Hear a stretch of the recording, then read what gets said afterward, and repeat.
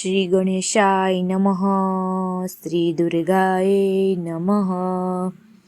અઠ્ઠસી એકાદશ અધ્યાય. 11મો અધ્યાય. દેવતાઓ દ્વારા દેવીની સ્તુતિ તથા દેવી દ્વારા દેવતાઓને આપેલું વરદાન.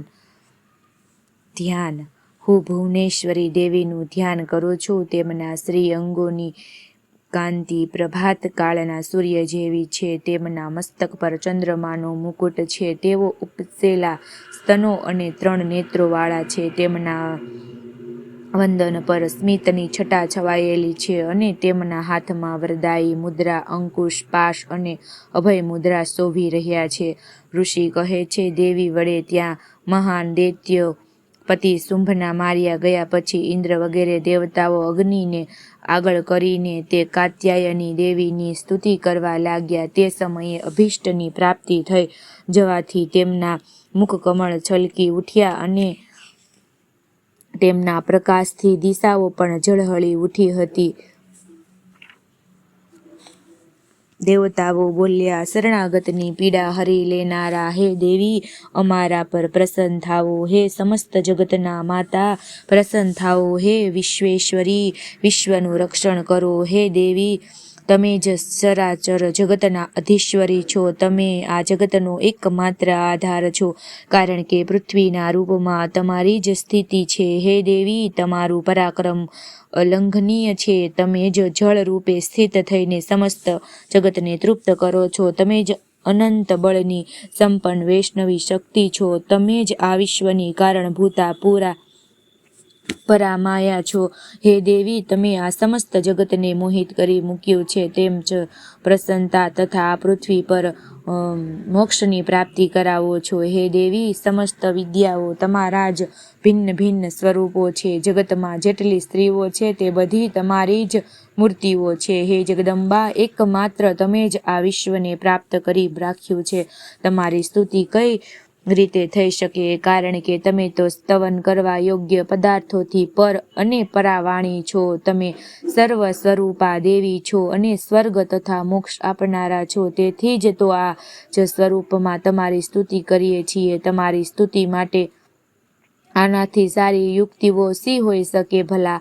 બુદ્ધિ રૂપે સૌના હૃદયમાં બિરાજમાન રહેનારા તથા સ્વર્ગ અને મોક્ષ આપનારા હે દેવી નારાયણી, તમને નમસ્કાર છે. કળા, શિલ્પ વગેરે રૂપે ક્રમશઃ પરિણામ અવસ્થાના પરિવર્તન તરફ લઈ જનારા તથા વિશ્વનો ઉપસંહાર સમાપન કરવામાં સમર્થ એવા હે નારાયણી, તમને નમસ્કાર છે. હે નારાયણી, તમે તમામ પ્રકારના મંગળનું પ્રદાન કરનારા મંગળમયી દેવી છો.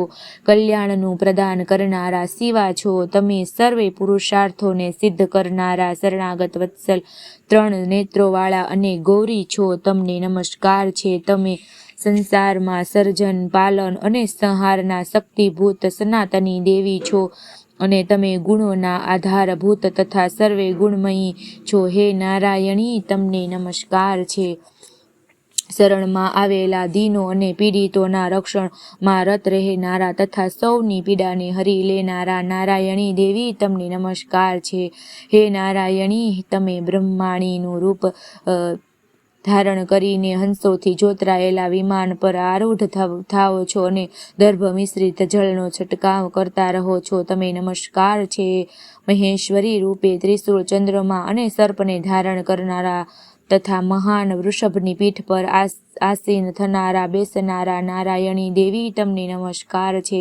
મયુરો અને કુકડાઓથી ઘેરાયેલા રહેનારા તથા મહાશક્તિ ધારણ કરનારા કૌમારી રૂપ ધારિણી હે નિષ્પાપ નારાયણી, તમને નમસ્કાર છે. શંખ, ચક્ર, ગદા અને શાળ ધનુષના ઉત્તમ આયુધો ધારણ કરનારા વૈષ્ણવી શક્તિ સ્વરૂપા હે નારાયણી, તમને પ્રસન્ન થાવો. તમને નમસ્કાર છે. હાથમાં ભયાનક મહાચક્ર લીધેલા અને દાઢો પર પૃથ્વીને ઉઠાવી રાખેલા વારાહી રૂપધારિણી હે કલ્યાણમયી નારાયણી, તમને નમસ્કાર છે. ભયંકર નરસિંહ રૂપના દૈત્યનો વધ કરવાનો યત્ન કરનારા તથા 3 ભુવનોના રક્ષણમાં રત રહેનારા હે નારાયણી, તમને નમસ્કાર છે. મસ્તક પર મુકુટ અને હાથમાં મહાવ્રજ ધારણ કરનારા સહસ્ત્ર નેત્રોને કારણે દેદીપ્યમાન દેખાનારા હે વૃત્તાસુરના પ્રાણનું હરણ કરનારા ઇન્દ્ર શક્તિ સ્વરૂપા દેવી નારાયણી તમને નમસ્કાર છે. શિવદૂતી રૂપે દૈત્યોની મહાન સેનાનો સંહાર કરનારા, ભયંકર રૂપ ધારણ કરનારા, વિકરાળ ગર્જના કરનારા હે નારાયણી તમને નમસ્કાર છે. દાઢોને કારણે વિકરાળ મુખવાળા, મુંડોની માળાથી વિભૂષિત મુંડ દૈત્યનું મર્દન કરનારા ચામુંડા રૂપી હે નારાયણી તમને નમસ્કાર છે. લક્ષ્મી, લજ્જા, મહાવિદ્યા, શ્રદ્ધા, પુષ્ટિ, સ્વધા, ધ્રુવા, મહારાત્રિ તથા મહા અવિદ્યા રૂપી હે નારાયણી તમને નમસ્કાર છે. મેઘા, સરસ્વતી, વરા, શ્રેષ્ઠ, ભૂતિ, ઐશ્વર્ય રૂપ, બ્રાહ્મી, ભૂરા વર્ણના અથવા પાર્વતી, તામસી, મહાકાળી, નિયતા, સંયમ પરાયણ તથા ઈશા, સર્વેશ્વરી સ્વરૂપા હે નારાયણી તમને નમસ્કાર છે. સર્વે સ્વરૂપા, સર્વસ્વરી, સર્વેશ્વરી અને સર્વશક્તિ સંપન્ન દિવ્ય રૂપ ધારિણી હે દુર્ગે દેવી, અમારું બધા ભયોમાંથી રક્ષણ કરો તમને નમસ્કાર છે. હે કાત્યાયની, ત્રણ નેત્રોથી વિભૂષિત તમારું સૌમ્ય વદન અમારું સર્વે પ્રકારના ભયોમાંથી રક્ષણ કરે તમને નમસ્કાર છે. હે ભદ્રકાળી, જ્વાળાઓને કારણે વિકરાળ લાગતું, અત્યંત ભયંકર અને સમસ્ત અસુરોનો સંહાર કરનારું તમારું ત્રિશૂળ ભયમાંથી અમારું રક્ષણ કરે અને તમને નમસ્કાર છે. હે દેવી, જે પોતાના ધ્વનિથી સમસ્ત જગતને વ્યાપ્ત કરીને દૈત્યોના તેજને નષ્ટ કરી દે છે, તે તમારો ઘંટ અમારા પાપોમાંથી એવી રીતે રક્ષણ કરે જેમ પોતાના પુત્રોને હીન કર્મો કરવામાંથી બચાવે છે, જેમ હીન કર્મો કરવામાંથી માતા બચાવે છે. હે ચંડિકા, તમારા હાથમાં સુશોભિત ખડગ કે જે અસુરોના રક્ત માંસથી ચર્ચિત છે, તે અમારું મંગલ કરે, અમે તમને નમસ્કાર કરીએ છીએ. હે દેવી, તમે પ્રસન્ન થતા બધા રોગોને નષ્ટ કરી દો અને ક્રોધ થતા બધી જ મનોવાંછિત કામનાઓનો નાશ કરી દો છો. જે લોકો તમારા શરણમાં આવી ચૂક્યા છે તેમના પર વિપત્તિઓ તો આવતી જ નથી. તમારા શરણમાં આવેલા મનુષ્યો બીજાઓને ચરણ આપતા થઈ જાય છે. હે દેવી અંબિકે, તમે પોતાના સ્વરૂપને અનેક ભાગોમાં વિભાજિત કરીને અનેક વિધિ રૂપોથી અત્યારે આ ધર્મદ્રોહી મહાદૈત્યનો જે સંહાર કર્યો છે તે બીજું કોણ કરી શકે તેમ હતું. વિદ્યાઓમાં જ્ઞાનને પ્રકાશિત કરનારા, શાસ્ત્રોમાં તથા આદિ વચનો વેદોમાં તમારા સિવાય અન્ય કોનું વર્ણન છે તથા તમારા સિવાય બીજું કોણ એવી શક્તિ છે કે જે આ વિશ્વને અજ્ઞાનમયી ઘોર અંધકાર ભરેલા મમતા રૂપી ખાડામાં નિરંતર ભટકાવી રહી હોય.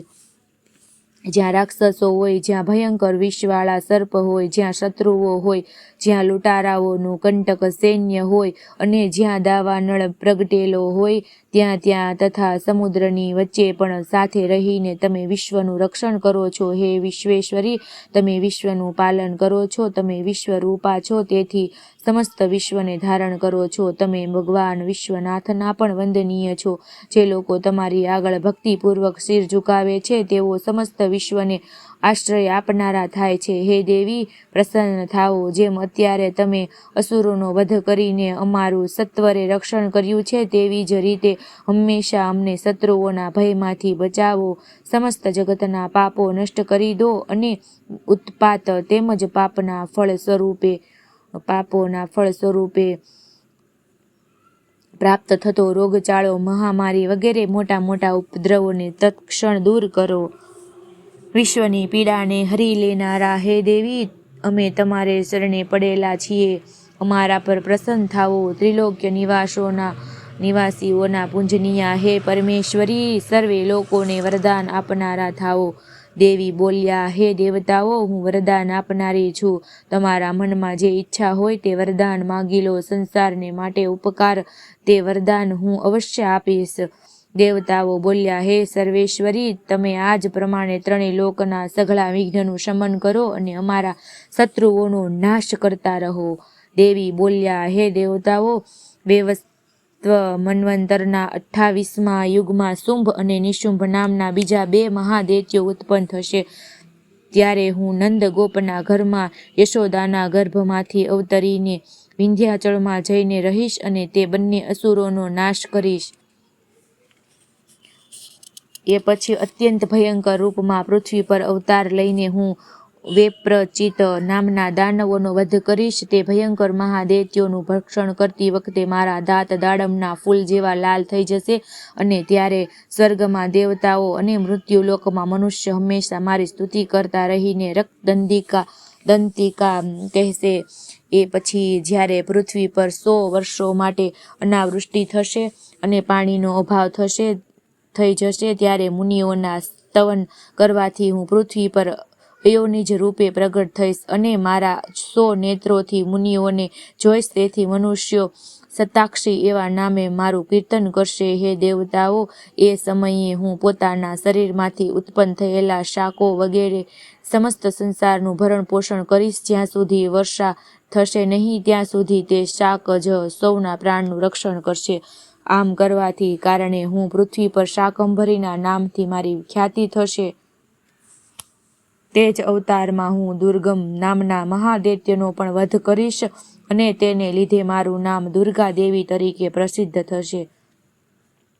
ત્યાર પછી જ્યારે હું ભીમ રૂપ ધારણ કરીને મુનિઓના રક્ષણ માટે હિમાલય પર રહેનારા રાક્ષસોનું ભક્ષણ કરી ત્યારે બધા મુનિઓ નતમસ્તક થઈને ભક્તિથી મારી સ્તુતિ કરશે. તે સમયે મારું નામ ભીમા દેવી તરીકે વિખ્યાત થશે. જ્યારે અરુણ નામનો દૈત્ય ત્રણેય લોકમાં ભારે ઉપદ્રવો કરશે ત્યારે હું ત્રણેય લોકોનું હિત કરવા માટે 6 પગોવાળા અસંખ્ય ભ્રમરોનું રૂપ ધારણ કરીને મહાદૈત્યનો વધ કરીશ.